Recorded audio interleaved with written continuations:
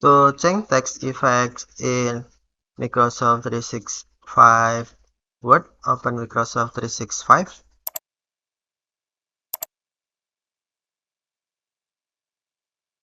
and then open your Word document, for example.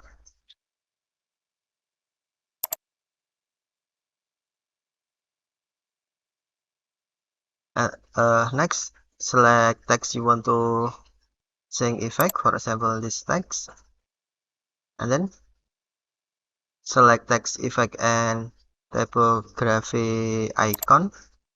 You can select effect from template, or you can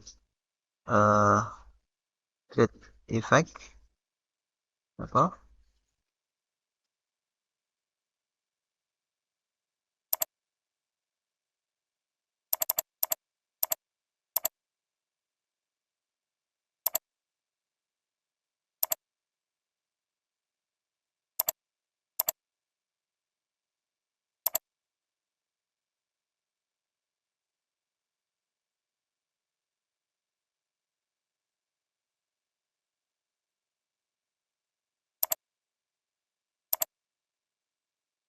Okay, thank you for watching. Have a nice day.